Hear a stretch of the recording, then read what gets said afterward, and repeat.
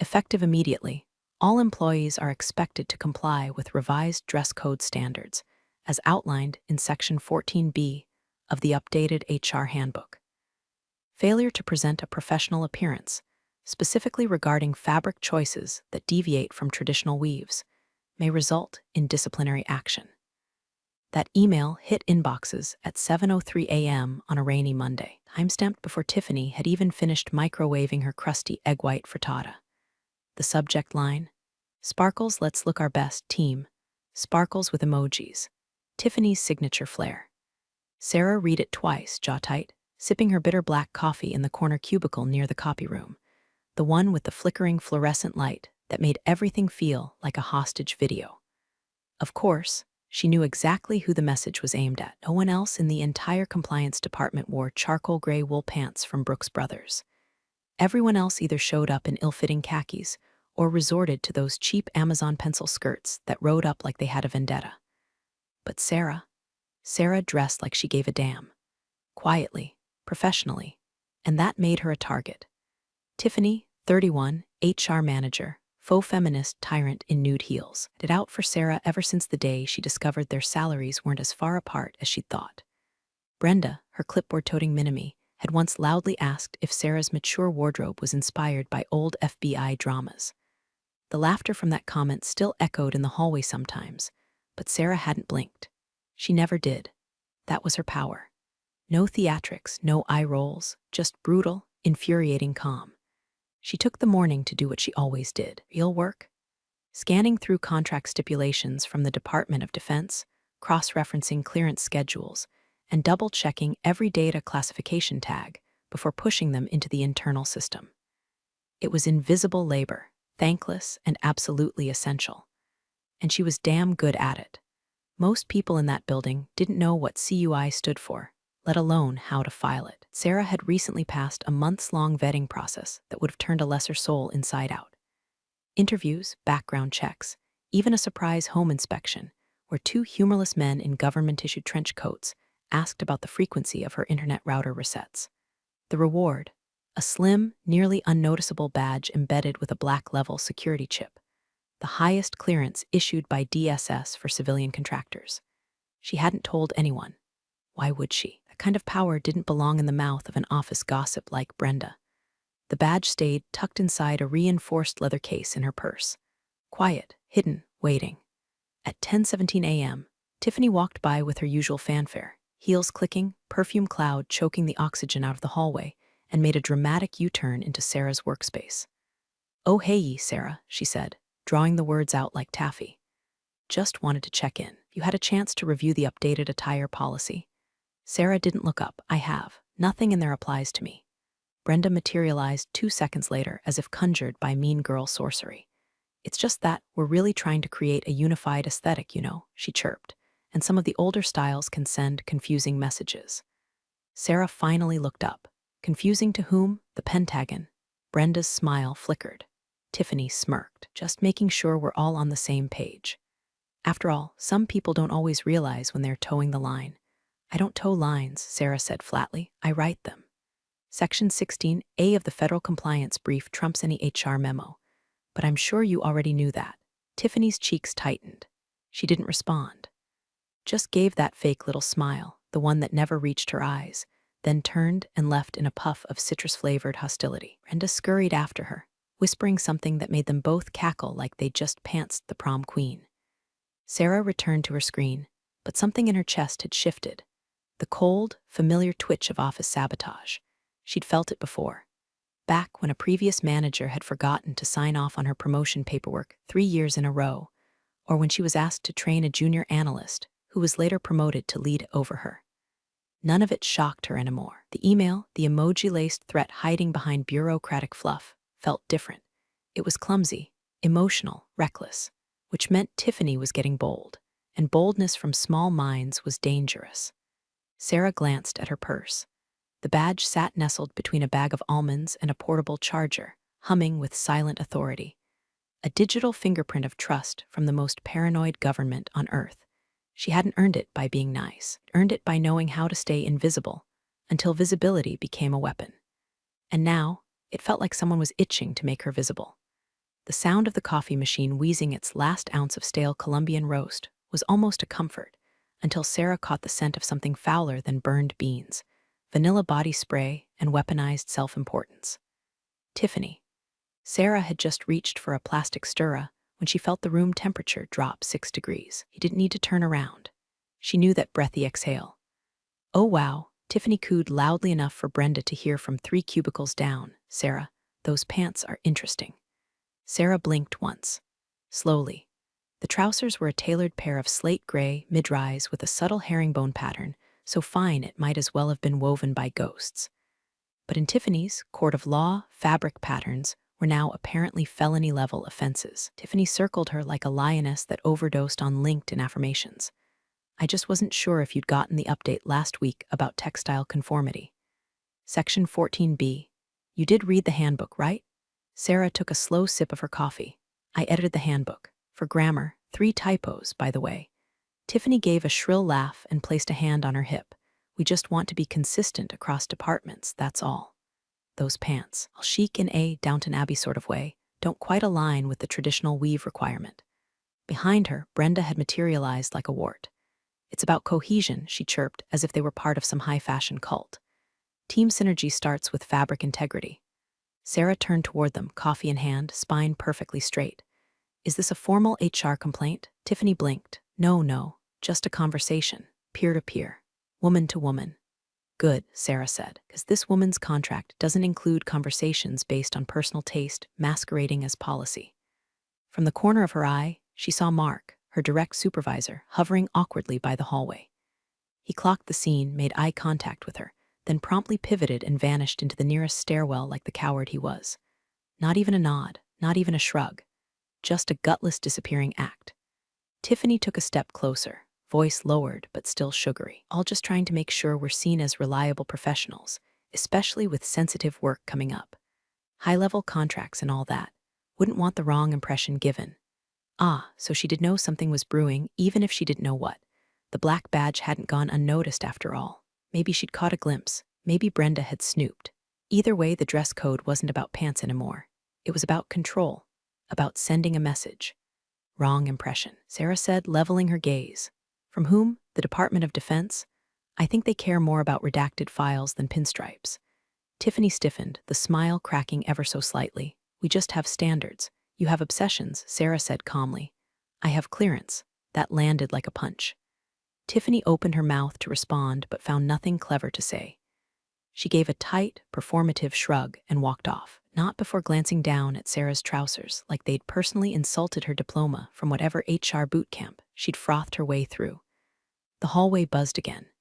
No one said a word, but Sarah could feel eyes burning through frosted glass, pretending not to stare. Corporate theater.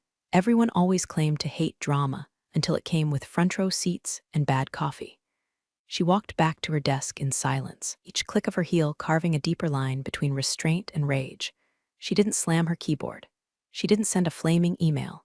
She just stared at her screen for a moment longer than usual. Then she opened her locked drawer and pulled out a notebook. She flipped past the pages of policy notes and compliance diagrams until she found the one labeled lines crossed. She added a date. Under it, just 2 words, textile war. Email arrived at 3:12 p.m. Subject line, HR matter immediate attention required. No body text, no salutation. Just a calendar attachment with a 15-minute window and a location, room 3C. Sarah stared at it for a few seconds before standing, slow and silent, like someone rising from her own funeral. The click of her badge locking her terminal echoed louder than it should have. Her desk, with its neat folders and color-coded sticky notes, looked alien now, like it belonged to someone else. Like a crime scene. She walked down the hall with all the ceremony of a condemned woman on her final stroll. Past the interns pretending to look busy. Past Mark's office, door shut, blinds down. Coward. Room 3C was already occupied when she arrived. Tiffany was seated at the head of the small conference table, her iPad angled just so, like she was hosting a TED talk on weaponized condescension. Brenda sat to her right, fiddling with a pink gel pen like a nervous squirrel. On the left sat Mr. Caleb Morton, Senior Operations Manager, a man who'd once congratulated Sarah on a 72-page audit brief by saying, "That's a lot of words for compliance stuff." He now looked deeply uncomfortable, as if he'd been promised a simple witness role and not the chance to star in an execution. "Sarah," Tiffany said, tone dipped in faux warmth, "thank you for joining us." "I was ordered to," Sarah replied, seating herself with the quiet grace of someone about to lose everything and still refusing to give them the pleasure. "We'll get straight to the point," Brenda chirped, unfolding a typed script. "This is a formal termination meeting, conducted in accordance with corporate procedure outlined in Section 8B of the Employee Accountability Guidelines." Sarah blinked. Tiffany continued, eyes gleaming, "To repeated noncompliance with our updated dress code policy and a demonstrated pattern of insubordination when addressed, the company has no choice but to terminate your employment, effective immediately." Brenda handed Sarah a 2-page document with the words "Final Notice" printed in bold red letters across the top like it was a parking ticket. "You've been warned multiple times," Tiffany went on. This morning's confrontation was simply the last straw. Sarah scanned the document, her name, her employee ID. The word defiance appeared 3 times. There was no mention of her clearance level, no mention of her work output, which was spotless, just phrases like workplace cohesion and cultural tone setting. She felt nothing at first, no tears, no anger, just a cold vacuum in her chest, sucking out the last bit of belief she'd clung to that professionalism still meant something. "I see," she said, voice even. "Just to be clear, I'm being terminated for a pattern of dress code violations." Tiffany nodded. "Among other behavior concerns, yes. Such as?" Brenda looked flustered. "Tone, resistance, comments that have been interpreted as undermining leadership, including your own." Tiffany's smile flickered. "Let's not make this harder than it has to be." Sarah gave a dry laugh, no joy behind it. "You already did that when you turned woven wool into a crime." Tiffany leaned forward, smug. "Understand this is difficult. But as we say around here, policies are only as strong as our willingness to enforce them." From behind Sarah's locked terminal, still visible through the glass wall of room 3C, a blue notification flashed across the screen. None of them noticed it at first, but Sarah did. "DSS mandated system check-in, overdue." The screen dimmed. The alert pulsed. Tiffany turned, noticed it, and smirked. "Guess you won't be needing that anymore." Sarah said nothing, just stared at the screen. She could feel the air getting thicker. Her fingertips buzzed with the static of rage held under pressure. "Please collect your belongings," Brenda said, softer now, rehearsed sympathy taking over. "Someone from IT will escort you out." "Of course," Sarah said, standing with deliberate calm. "Wouldn't want to cause a security breach."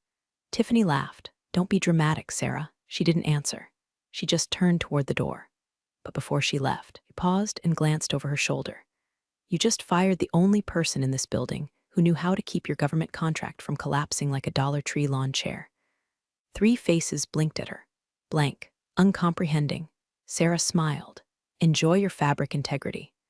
The walk back to her desk felt longer than it ever had, somehow stretched out like the office itself was enjoying her humiliation. The box they gave her was insultingly small, kind designed for sympathy, not logistics. A single sheet of bubble wrap fluttered uselessly in the bottom like a condolence prize. Sarah didn't cry, she didn't tremble, but she could feel it crawling up her spine, that slow, simmering flush of public shame. Not the loud kind, the quiet kind. The kind that settles into your bones and echoes with every "Are you okay?" offered by people who never gave a damn before today. She passed the marketing pod first. No one said anything. Rachel looked up, blinked, then quickly bent her head back to her screen. Jason gave a half-hearted nod like they'd run into each other in the frozen aisle at Trader Joe's, not 5 feet from the open wound of her career. Next was accounts receivable. One of the interns mouthed, "I'm so sorry," with the kind of panicked eyes normally reserved for funerals. Sarah gave a polite, dead-eyed smile. She kept walking. By the time she reached her cubicle, Mark was standing there, useless as ever, hands in his pockets like a guilty teenager. "Hey, he said, clearing his throat. "Sorry to see you go, Sarah." She tilted her head. "Are you?" He opened his mouth, but no sound came. After a beat, he nodded. "Well, good luck out there." Then he walked away. She stared at his back as it receded down the hallway, vanishing into the warm safety of managerial spinelessness. It was perfect, really, fitting exit gesture from a man who once spent 10 full minutes in a meeting, explaining the importance of being a team player, while she silently fixed a federal compliance error that would have cost them 6 figures. The desk itself was still hers, at least for the next 10 minutes. She began packing with quiet efficiency. the framed photo of her and her sister at Arches National Park, her personalized mug that said trust, but verify, legal pads scribbled with notes on procurement protocols, a small cactus she'd nursed back to life after Brenda overwatered it last year, possibly on purpose. Everything went into the box, except the badge. It lay beneath her keyboard, right where she always kept it, shielded from view, its black surface unmarked save for the government-issued RFID number embossed near the bottom. She picked it up gently, like it was a matchstick with the power to burn the whole place down. She took out the protective sleeve from her purse, a thick black envelope lined with RFID blocking mesh. It was labeled Property of DSS Do Not Discard. She slid the badge in with the care of someone locking away a loaded gun.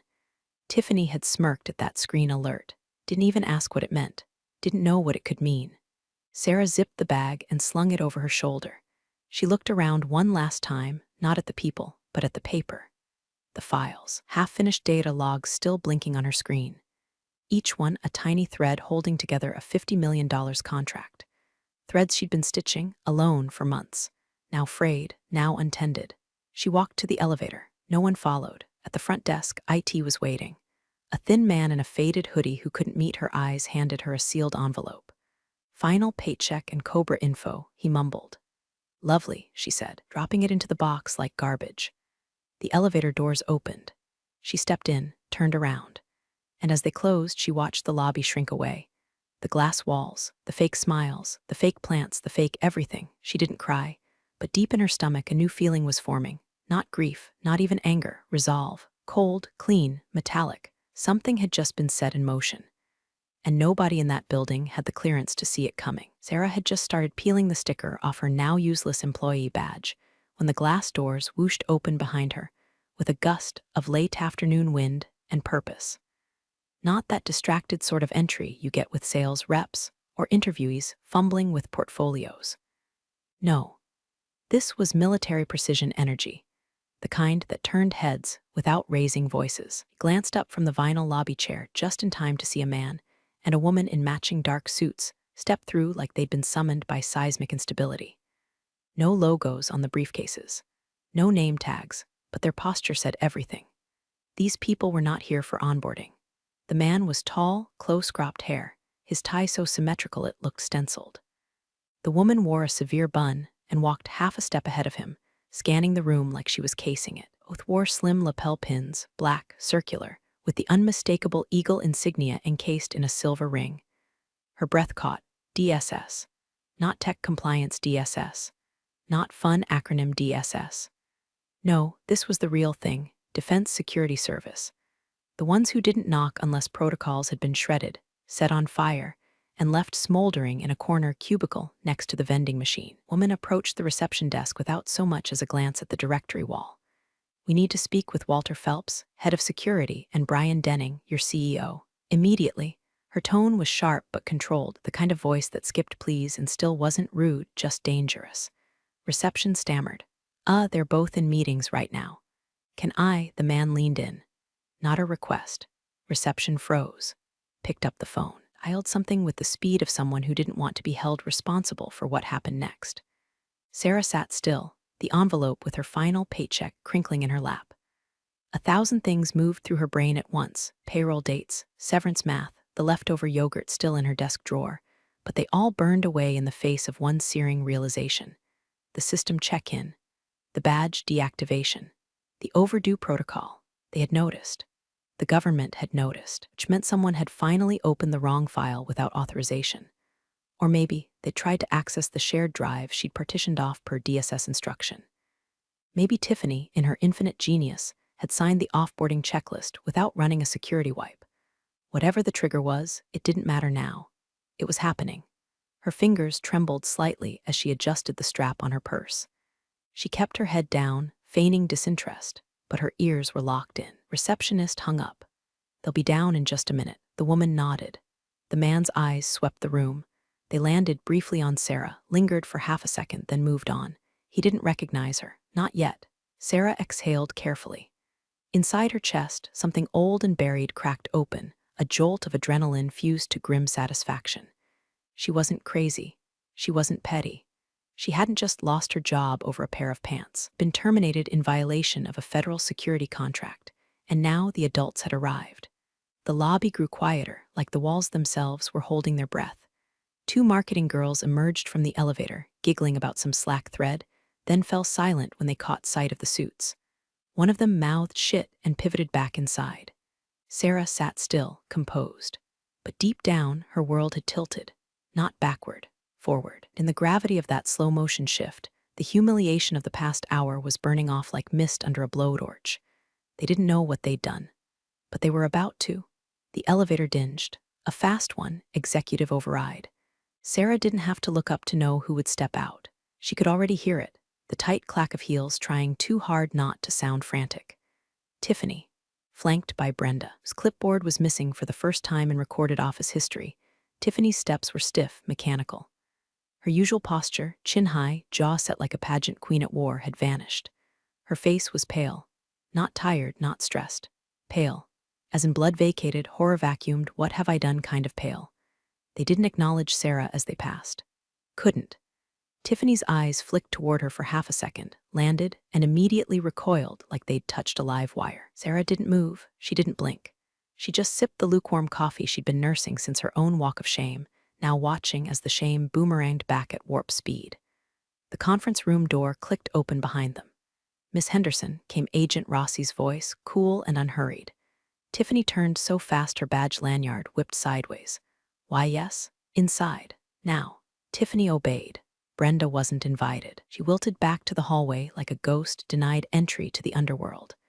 The door shut with a padded finality that made the receptionist wince. The office was too quiet again. A few necks craned from cubicles pretending to look for printer paper. Inside the conference room, voices rose in muffled panic. Sarah couldn't catch every word, but fragments floated through the lobby like wreckage. Unauthorized personnel, classified asset. Contract breached then. She was let go before the check-in window. A male voice, Agent Miller likely, dropped like a brick. "You let her go without notifying DSS?" A pause. Then chaos. Brian Denning, CEO, came down himself this time, his usually smug expression replaced with a sweat-slicked panic, necktie yanked crooked like he'd tried to strangle himself on the elevator ride. He blew past the receptionist, past the copier, through the waiting area until he saw Sarah. He stopped dead in front of her, breath ragged. "Sarah," he said, smiling too wide, too forced. Would you mind stepping into my office for a quick chat?" She looked at him, not rising. "I no longer work here," she said evenly, just loud enough to be heard by the interns eavesdropping from behind the ficus. "You'll have to make an appointment." His mouth opened, closed. His Adam's apple bobbed. "Please, try it again." "Just a quick." She stood slowly, calm as an earthquake before it hits. Her purse still slung over one shoulder, the black badge still zipped inside like a detonator. "I'm sure your team can handle it," she said. "After all, it's just fabric, right?" Brian's face twisted with the panic of a man realizing the iceberg wasn't theoretical anymore. She brushed past him without waiting for a response.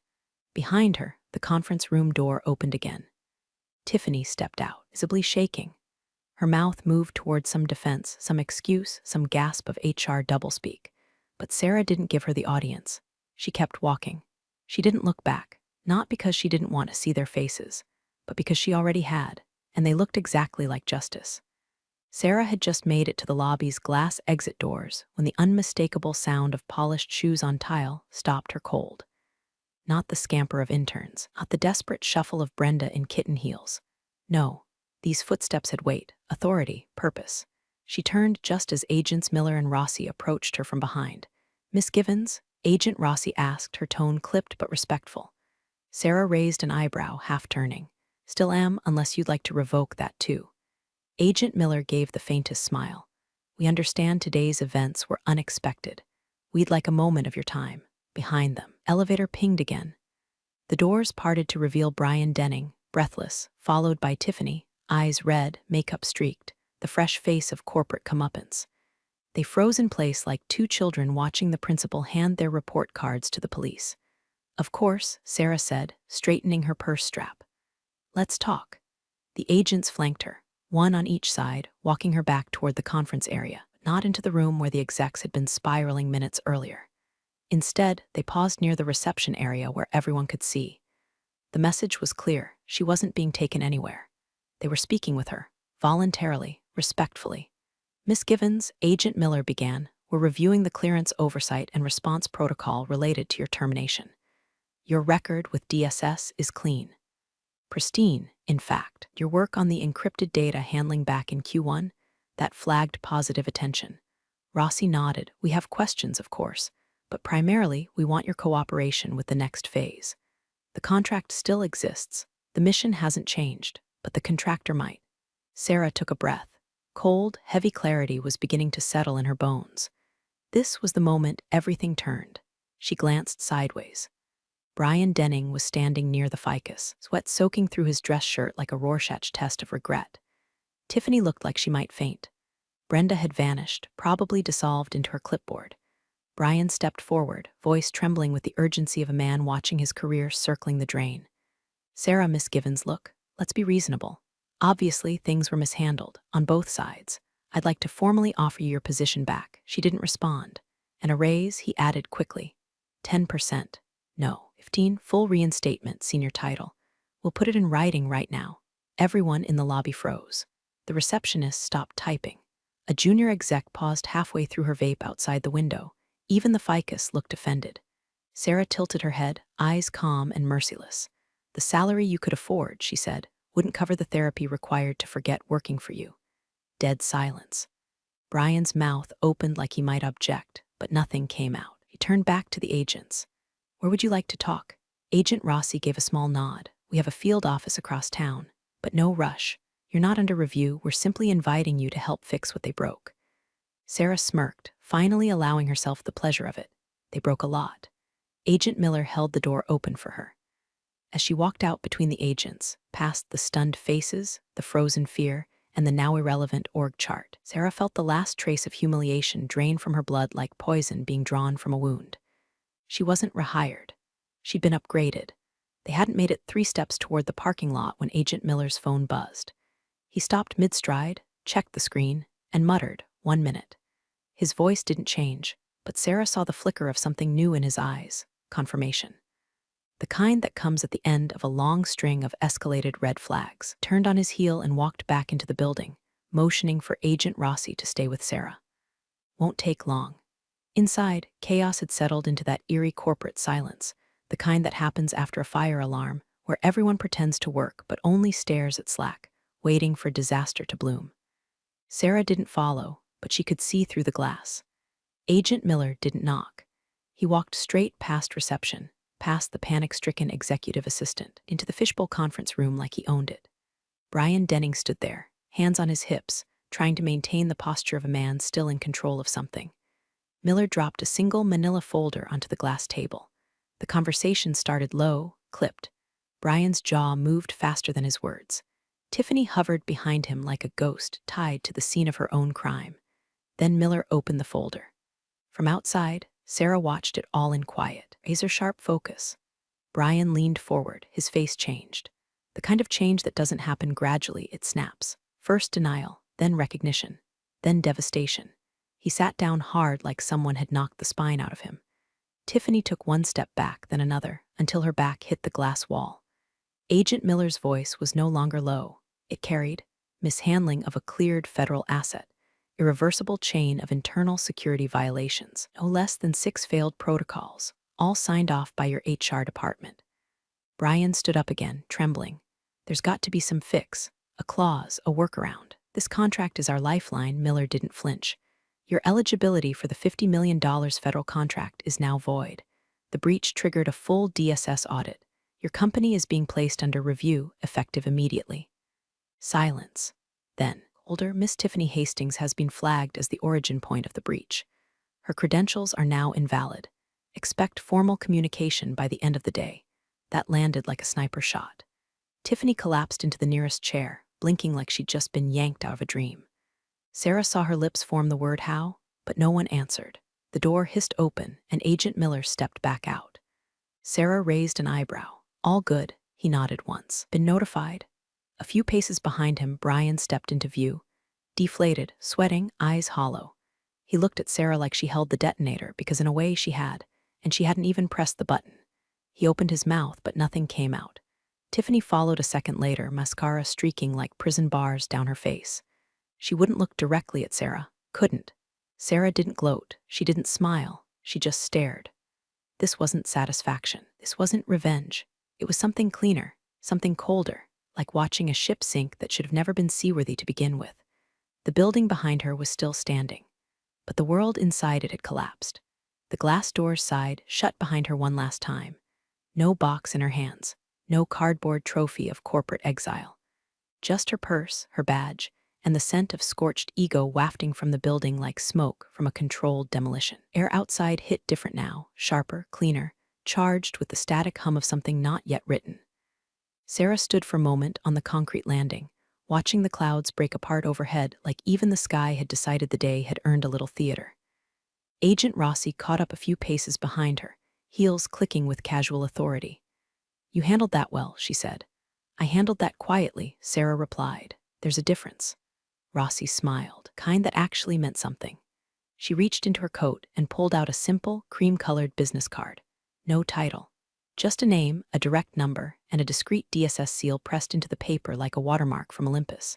"We subcontract oversight roles," Rossi said, "especially when a primary contractor is compromised, as yours clearly was." Sarah turned the card over between her fingers. "I assume the pay's better." Rossi gave a small nod. "Better, cleaner, saner." Sarah raised an eyebrow. "You work for the federal government. Sanity's not the word I'd use. We prefer working with people who understand protocol," Rossi said, her tone dropping half a notch into something more deliberate. "People who don't flinch when idiots in HR try to wield power they don't understand. People who know how to handle chaos and keep their mouths shut until the right moment."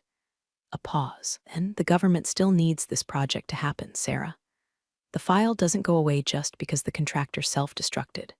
Give us a call next week." She tapped the edge of the card twice against Sarah's palm before slipping her hands back into her coat and walking off with the ease of someone who already knew the ending. Sarah stood there a while longer, watching Rossi disappear around the corner, the buzz of traffic returning to fill the air, world continuing like none of this had happened. And maybe to the world it hadn't. But to her, this was the world now. Not office birthday cakes, not synergy huddles, not passive-aggressive calendar invites disguised as performance threats, not pleated slacks on men who couldn't spell compliance, but made six figures anyway. This world, the real one, was forged in silence and sealed documents and codes that didn't belong on whiteboards, was built by people who understood gravity.